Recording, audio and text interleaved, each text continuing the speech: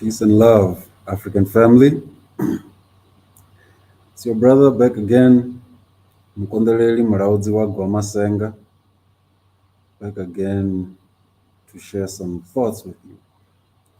So, this conversation is inspired by a debate I was involved in earlier, and it's a debate I wished I didn't have to get involved in. And the debate was about so the brother, I will not expose the brother at this point, but the brother on his channel was talking about how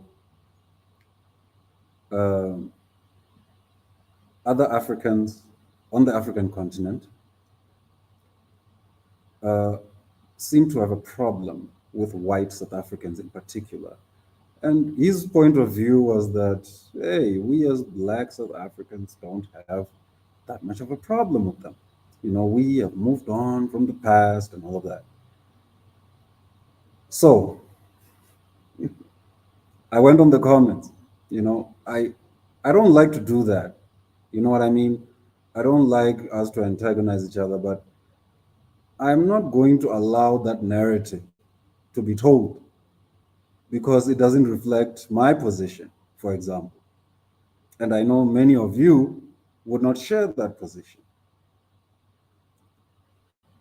So I thought, this guy goes on to talk about how South Africa is the best in Africa and, all this stuff. What I want to do then is to say, okay, there are certain irrefutable facts that we have to acknowledge. South Africa is very well developed in terms of infrastructure generally, right? Roads and things like that, airports and things and all of that. Then there are some challenges in other areas like law enforcement and other stuff. But generally, infrastructure is good here. But the economy, who does it benefit? Really, in a real sense. And so for this conversation, I want us to look at an interview that the former statistician general of South Africa, Pali Lehohla, was on Newzroom Afrika for an interview to discuss the stats as it relates to the economy of the country. Now, the stats reveal a number of things. The one thing that they reveal is that in terms of wealth creation, Africans have not moved significantly. The Indian population, as Pali Lehohla informs us, has moved quite significantly, but the Africans and the coloreds, or the blacks and the coloreds, have not moved significantly. So let us go into that interview and hear. Yesterday, I couldn't share my screen. I just had to say what other people said. I really want to make sure that you hear from the man himself, and also because he's bringing data. You know what I mean? And so I don't want to thumbs up anything. I want you to hear what he says based on his expertise as a statistician in this country, so that we can see that, yes, sure, you could argue, oh, the economy is doing relatively well, whatever you may say, the GNU is working, if you believe that. But the stats, do you see what I'm saying? You remember what I said yesterday? I said, I'm not so concerned about the narratives being told by different parties. I'm actually interested in the real data, like, oh, my apologies for that. I want to share my screen with you. I want us to discuss the data as it presents itself. I don't want us to be thumb sucking anything. So let us get into what Pali Lehohla has for us and what he's telling us on the stats. What does the data say about economic progress in the country and so on? All right, let's get into it. Conversation, and we get more time with it, which is wonderful. The unemployment crisis, not that the subject is wonderful, but the unemployment crisis in South Africa is the #1 priority for economic policy in the new government, as it has been for government since 1994. What is less clear and highly contested is what should be done to solve the problem. So today in this special feature, we sit down with a man who knows the numbers well, but who will also give us fresh insights on how to answer this complex question, and that is the former Statistician General, Dr. Pali Lehohla. Dr. Lehohla, thank you for your time this morning. Really, really do appreciate it. So we have this opportunity for Thank this you very much. longer and less rushed conversation, because I know you hate I'll need 2 hours. Listen, we negotiated at least 30 minutes, so we're lucky there. Okay, we've broken it up into 4 sections, so I want to work through them quite methodically. We sort of set the scene around the unemployment conundrum in South Africa. So let's start there with that unemployment problem. We have fewer people employed in South Africa in the age groups that count in 2024 as compared to 2008 in a growing population of young people. And the reason we're starting there is because that should be the engine room and the labor, the muscle that we can use to power our economy. So explain how. Okay. Let us begin there. Before even the doctor comes in with the stats, we're talking about unemployment, and she started off by talking about priorities and government priorities. Now listen to what the man says when he responds. How you see it? Well, you started by saying it's the #1 priority. Why has it remained stuck for 30 years is a priority? It means it's not a priority. The facts suggest that it is not a priority. There we go. It's, again, in terms of the narratives that are told, you will be told that, yeah, this is a priority. This is our #1 priority we're focused on. This man is saying, according to the numbers, it does not suggest to him that unemployment, poverty, and so on are a priority in our government. That is very crucial. Let's hear. Perhaps I could get, I've got a few slides. Slide number 3 will illustrate this more graphically. In 2008, and they can put that slide number 3 there. In 2008, there were 4.8 million people employed in the age group 25 to 34, 4.8 million. In 2008, there were 1.6 million people employed in the age group 15 to 24. Fast forward to the last quarter of this year, the third quarter of this year. So the third quarter of this year, the numbers are 4.7 million for those who are 25 to 34, and remain 1 million for those who are 15 to 16. It's gone down. So now, can you tell me that then youth is a priority in terms of employment? Or is employment a priority at all? Is unemployment... Are these things priorities at all? That's a good question. And, again, because we are looking at data, we're not thumb-sucking it. From the numbers he's given, it seems we're not moving. In fact, we are declining in terms of unemployment and dealing with it. Dealing with unemployment a priority? It is not. The evidence suggests otherwise. Let me just pop in there, Dr. Lehohla. So we're asking our team to...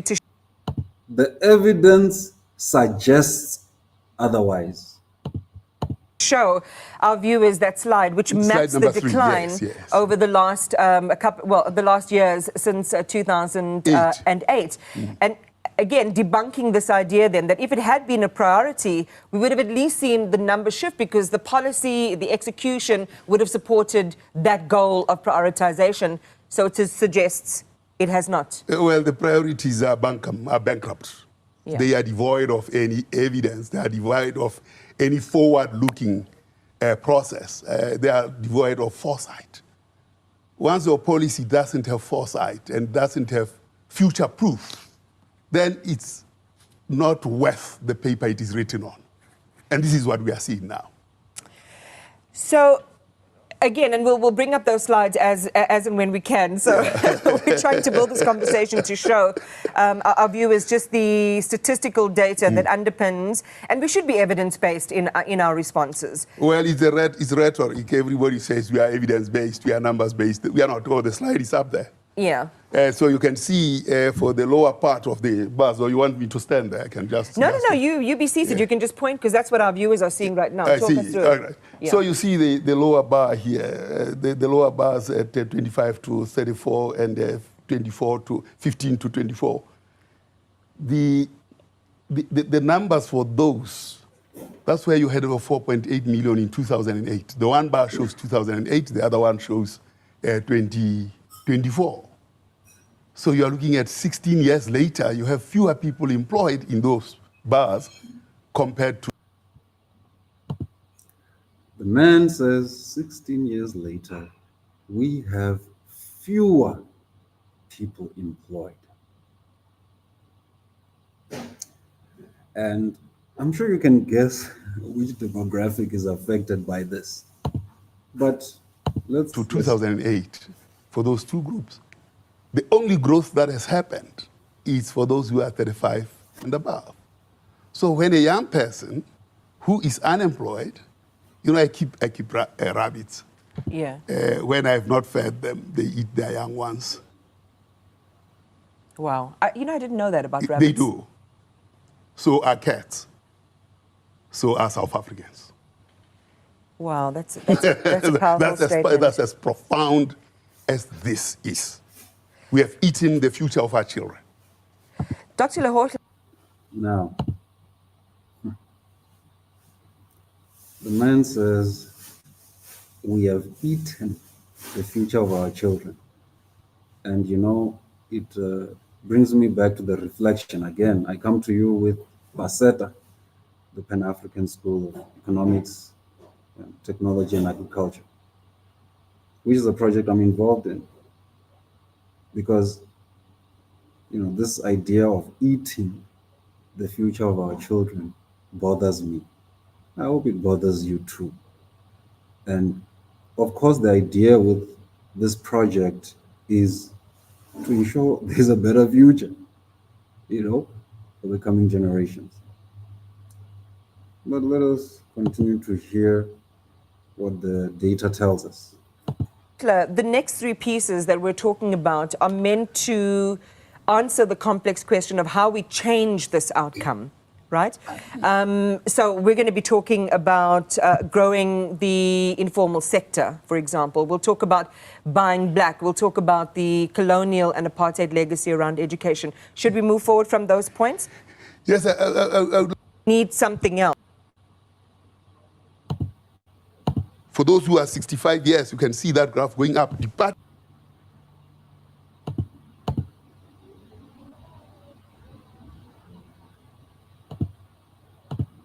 From the...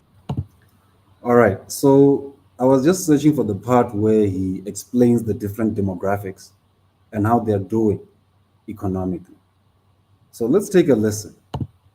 1950s. Indeed. I mean, if they could put up slide number 5, you will see that. What is very important here is to understand that there's no intergenerational value accruing to the colored and the black community. Did you hear that? He is saying intergenerational value or intergenerational wealth in the black and colored communities. There is nothing going from one generation to another. The Indians and the whites are doing that well. Coloreds and the blacks, ain't nothing coming through for the next generations. Absolutely none. And because of that, you can see the graph of whites going up, the graph of Afrikaners of Indians going up. You see the graph of blacks and colors going down. It shows that there's no intergenerational value accruing to these people. And that's why you cannot crack that monopoly capital, which is white, actually, essentially white. The Indians were able to crack this in 1953 when Verwoerd said was the use of teaching Bantu child mathematics when it can't use it in practice. They were able to crack this. Why? Because they acted on it. They acted on the education. And you'll see that the graph of the Indians from 1953 departed from their cohort of blacks. And You hear what he said? He says the Indians acted on education. Africans, see me, I'm past that thing of our government must do this, our government must do that. They ain't going to do it. They've made it clear. 30 years. Nothing progressive, revolutionary. BEE and stuff like that, employment equity, we appreciate those kinds of things. But the benefit has been very minuscule. colors. What do they do?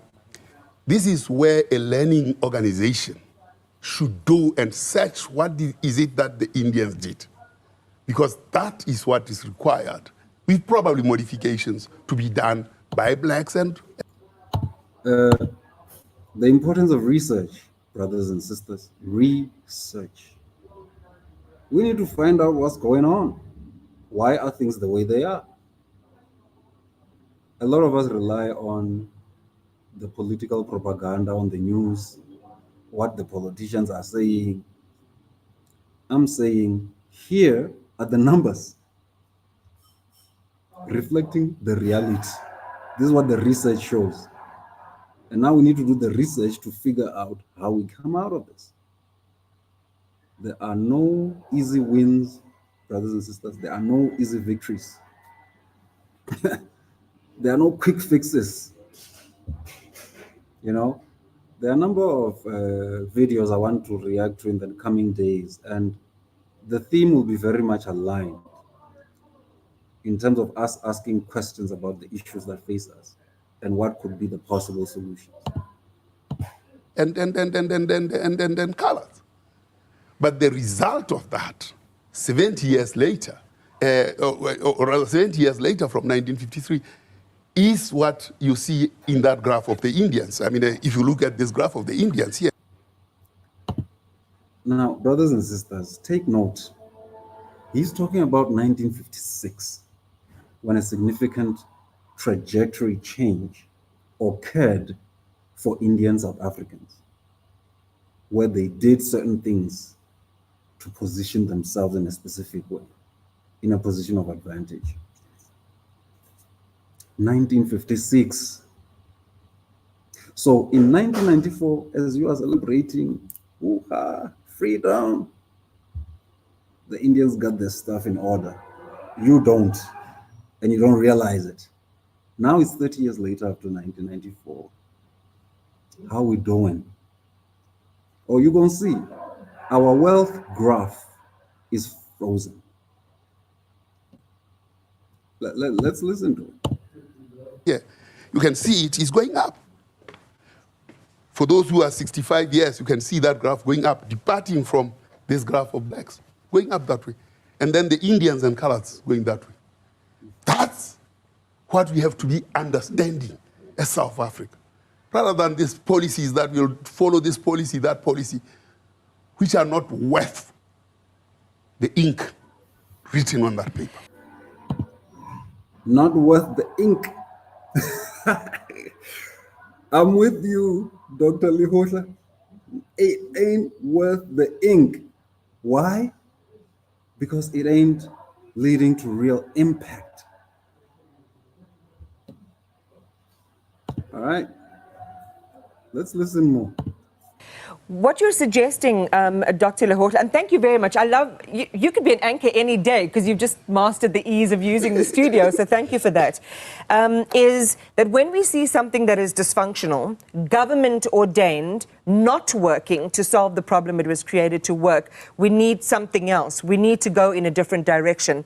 Given, well, the principle of that argument around what the Indian community did in taking education into their own hands, I'm making partly an assumption there, because as you say, some research needs to be attached to that.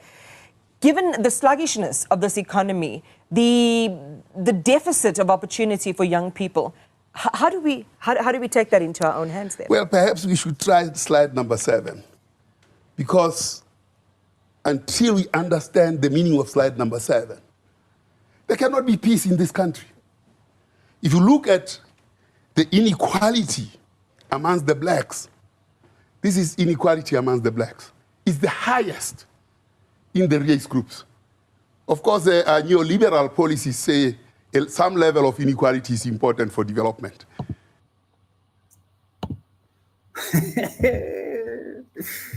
Guys, listen to this is the economic philosophy we're stuck in. You need some people to be poor for the development process to work. This is the philosophy, Africans, that we have adopted here in this country, South Africa. We love it. Neoliberal policies, policies that favor the rich. And the rich in this country are white, having inherited wealth from colonialism and apartheid.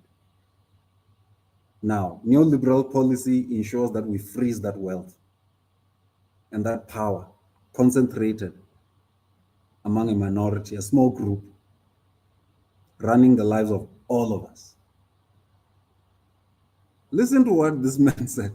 He said the neoliberal policies we've been following actually say they require some of y'all to be poor and unemployed. So you tell me, who must bear that burden in South African society? Are you, as the Africans, blacks, are you happy to carry the burden of poverty so that the country can function in this system? We gotta think about these things, man. There is nothing that justifies this kind of inequality for blacks. And what happens is those who are like myself, who have gotten some education, we are responsible for this inequality, and those who got BEEs, because a few of them got that and left the masses poor and hungry and cold. This level of inequality. Brothers and sisters, Dr. Lehohla throws it back at us. You remember yesterday I said, I'm throwing the ball back at us. He's saying a similar thing. The middle class, those who got the BE deals and all of that, didn't think it was important to consider what they could do to improve the society. It became about them and their immediate family, right? So this is the condition, Africans. This is where you are, realistically. I don't care what Ramaphosa tells you. I don't care who says what. All these neoliberals, I don't care what Helen Zille tells you. This is your reality. These are the numbers for your reality. In South Africa, with this level of inequality, you cannot have peace. Absolutely not. There will never be peace. With those extreme levels of poverty and inequality, forget. You are going to have a sort of massaging and a falsified type of peace that is made up. But with these numbers, you ain't gonna get the kind of society we aspire to in South Africa. Not with these numbers. And the economy, by the way, is growing, is declining, is fluctuating, but these numbers are constant, especially for blacks, for Africans, and for colors, as Pali Lehohla tells us. So yeah, hey, my colored brothers and sisters, you ain't in no better position either. And no matter how you try to get yourself close to whites and the DA and all of that, and it's not doing anything. So we gotta go back You will remember how Ubiko, in his definition of black consciousness, included the Indians and the coloreds. And his reasoning was these people are also oppressed in the system. Obviously, the hierarchy is not the same. It's white, I think Indian or colored and black. I know black is at the bottom, white is right at the top. Then these two groups are somewhere there in between. But Vico said we need to take all of these groups, these layers, away from the whites, bring them, rally them to our cause, bring them into the definition of blacks. And that's why there is all this talk about, we are struggling for the blacks in general and the Africans in particular. So there's a recognition under the definition of black that all of these groups are also under this oppression.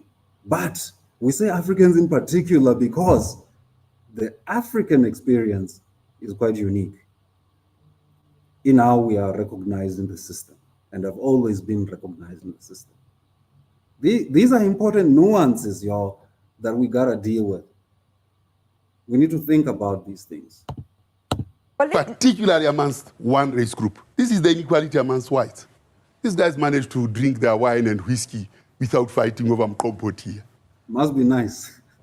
So this is the problem, and that problem is anchored in education. It's anchored in this neoliberal policies that we have followed, and this is not going to change.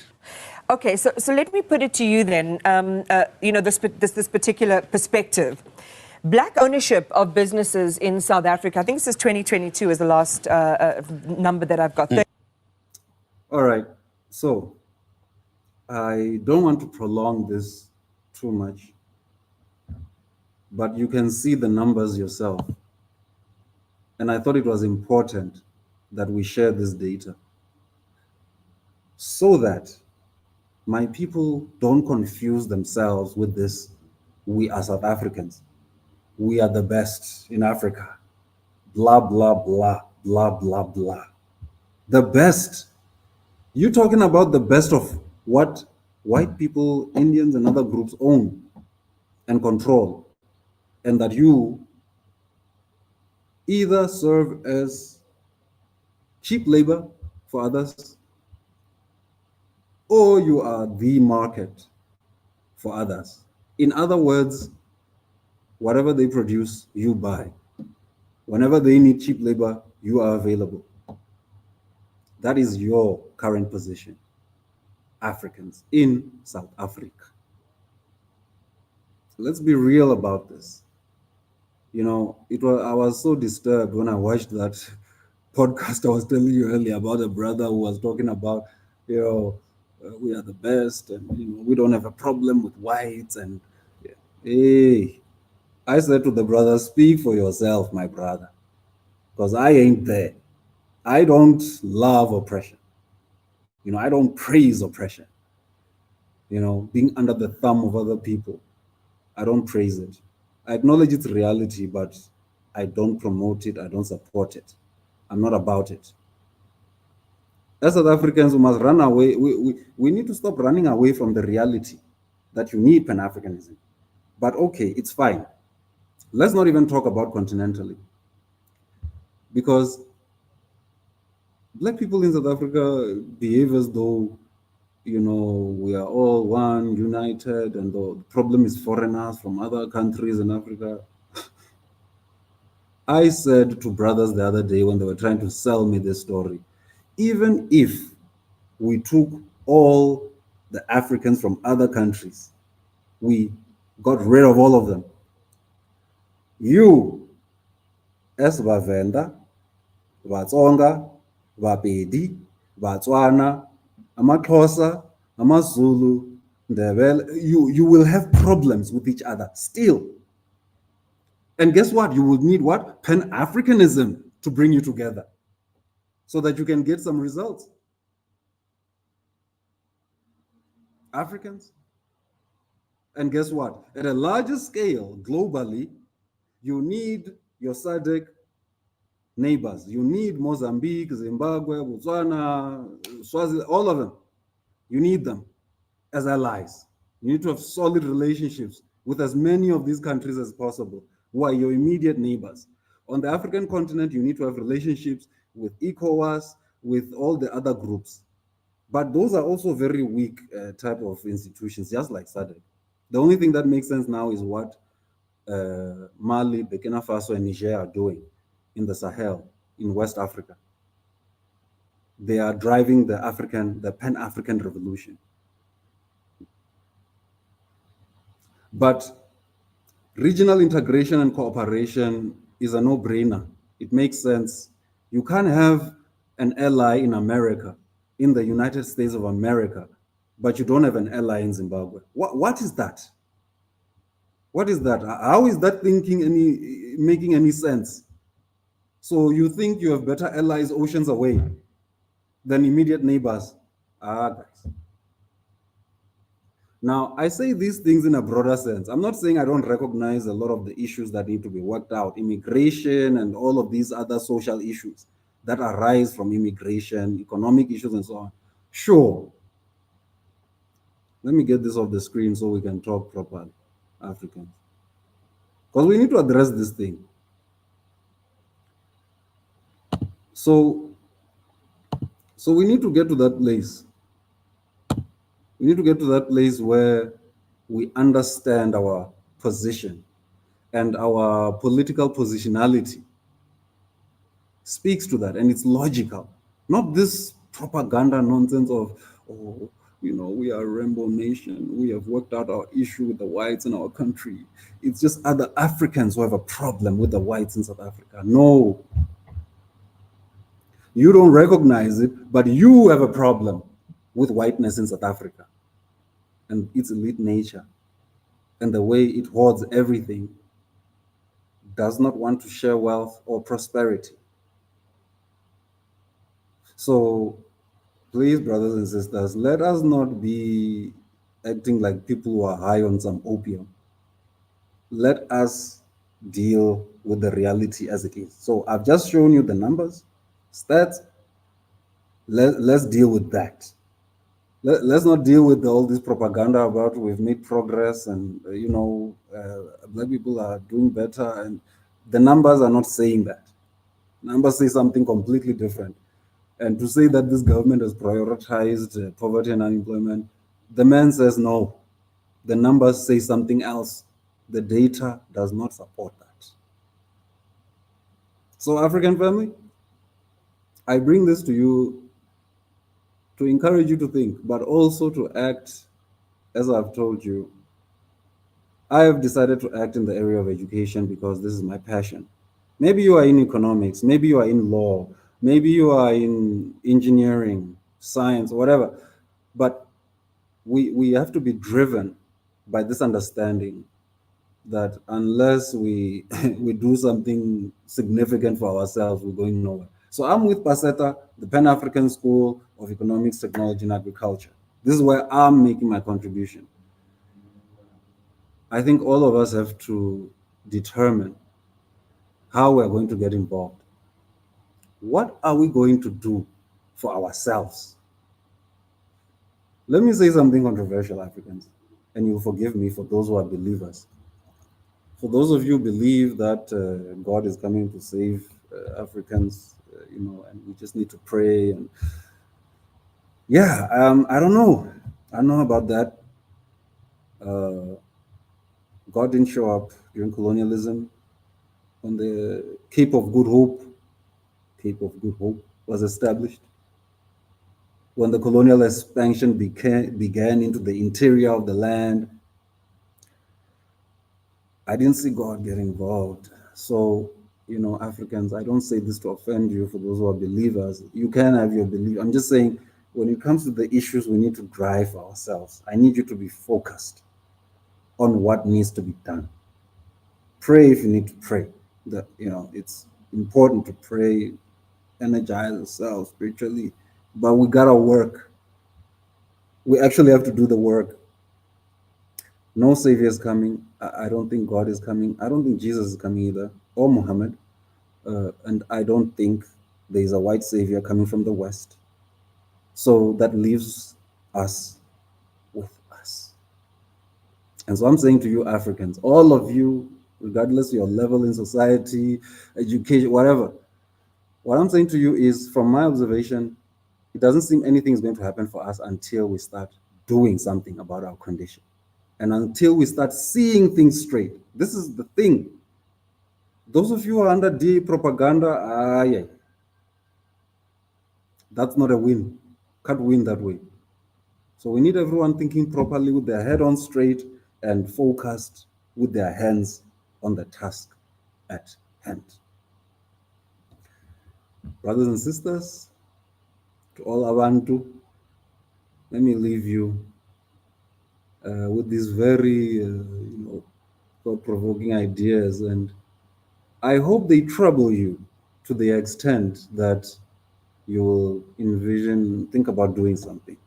So, brothers and sisters, please like, subscribe, share the channel if you feel this is important information for everyone to know. Yeah, an interesting thing that I saw on that other podcast was the person was talking about how they are there to share information and knowledge, but I did not see any knowledge. I just heard the usual propaganda. I didn't see any numbers, data, anything, history, nothing. And we can't, Africans, we can't continue like that. We need to, when we're dealing with our issues, have something substantial that we can hold on. Anyway, let me love you and leave you in peace, African family. One love.